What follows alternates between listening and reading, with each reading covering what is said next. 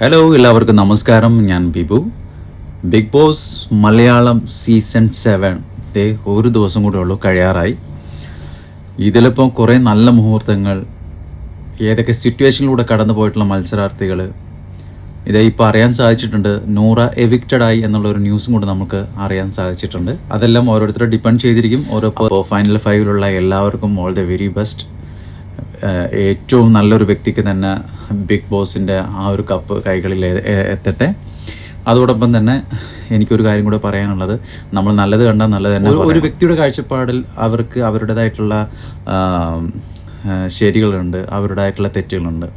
അപ്പം ഞാൻ ഈ വീഡിയോ ഞാൻ കാണിച്ചു തരാം. അത് കണ്ടു കഴിഞ്ഞിട്ട് തന്നെ ഡീറ്റെയിൽ പറയാം. ഞാൻ പോവും, വേറെ ആളെ കണ്ടിട്ട് നിൽക്കരുത്. ഒരാളെയും കണ്ടിട്ട് ജീവിക്കാൻ പറ്റത്തില്ല. ഒറ്റയ്ക്ക് നിന്നാലേ ജീവിക്കാൻ പറ്റത്തുള്ളൂ. എന്തെങ്കിലും പ്രശ്നം വരുമ്പോൾ വേറൊരാൾ വന്ന് രക്ഷിക്കുമെന്ന് പ്രതീക്ഷിക്കുകയേ ചെയ്യരുത്. മനസ്സുകൊണ്ടുണ്ടെന്ന് അറിഞ്ഞോളുക. ഇങ്ങനെ ഒരു സാഹചര്യത്തിൽ നിൽക്കാനുള്ള സ്ട്രെങ്ത് തന്നിട്ടാ പോകുന്നതെന്ന് വിചാരിക്കുക. കരയാതിരിക്കുക. ഞാൻ വന്നപ്പോ തൊട്ടേ പറയുന്നുണ്ട്, കരഞ്ഞു പോകും. മനുഷ്യരാണ്, കരഞ്ഞു പോകും. പക്ഷെ മാക്സിമം സത്യം പറയാൻ ഞാൻ ലക്ഷ്മിയുടെ ഒരു ഫാനല്ല.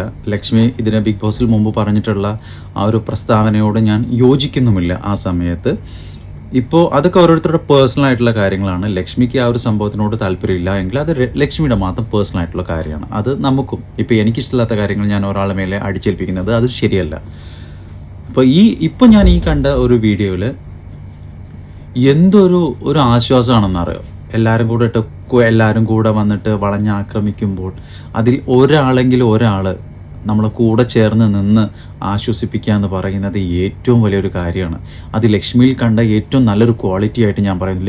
ലക്ഷ്മി വന്നിട്ട് എന്ത് നല്ലൊരു മോട്ടിവേഷൻ. ഒരാളെക്കുറിച്ച് കുറ്റങ്ങൾ പറഞ്ഞു കൊടുക്കുന്നില്ല, ഒരാളെക്കുറിച്ച് വേണ്ടാത്തതൊന്നും പറഞ്ഞു കൊടുക്കുന്നില്ല. അവിടെ അനുമോൾ എന്നൊരു വ്യക്തിയെ ലക്ഷ്മി മോട്ടിവേറ്റ് ചെയ്താണ് നമുക്ക് കാണാൻ പറ്റുന്നത്. ഞാൻ ലക്ഷ്മിയെ പൊക്കി പറയുന്നതോ അങ്ങനത്തെ ഒരു സംഭവങ്ങളല്ല, ആ ക്വാളിറ്റിയാണ് ഞാൻ പറയുന്നത്. ഇപ്പോൾ ലക്ഷ്മിയുടെ സ്ഥാനത്ത് വേറൊരാൾ വന്നു കഴിഞ്ഞാലും അവരുടെ ഒരു ക്വാളിറ്റി ഉണ്ട്. ആ ക്വാളിറ്റി അവർ മെയിൻറ്റെയിൻ ചെയ്തിട്ടുണ്ട്. അടിപൊളിയായിട്ടാണ് ലക്ഷ്മി പുറത്തുനിന്ന്. എനിക്കൊന്ന് റീ എൻട്രി ചെയ്തതിൽ നിന്ന് കുറച്ച് നല്ല ഒരു 3-4 പേരുകളുണ്ട്. അതിൽ നല്ലൊരു ക്വാളിറ്റി ഇതുവരെ കീപ്പ് ചെയ്തു പോയത് എനിക്ക് തോന്നുന്നുണ്ട് ലക്ഷ്മി അടിപൊളിയായിട്ട് അത് ഹാൻഡിൽ ചെയ്തു. ഒരാൾക്കും ഒരു ദേഷ്യവും വരുത്താത്ത രീതിയിൽ നോർമലായിട്ട് എല്ലാവരോടും സംസാരിച്ചു. ഇത് വീക്കാവുന്നു എന്ന് തോന്നുന്ന സ്ഥലത്ത് ലക്ഷ്മി അവിടെ ചെന്നിട്ട് അനുമോളെ മോട്ടിവേറ്റ് ചെയ്യുന്നത് അടിപൊളിയായിട്ടുള്ളൊരു കാര്യമാണ്. നിങ്ങൾക്കത് തോന്നിയിട്ടുണ്ടോ എന്ന് എനിക്കറിയത്തില്ല. അപ്പോൾ ടോപ്പ് 5-ൽ ഒരേ ഒരു പെൺപുലി മാത്രമേ ഉള്ളൂ കേട്ടോ, അനുമോൾ.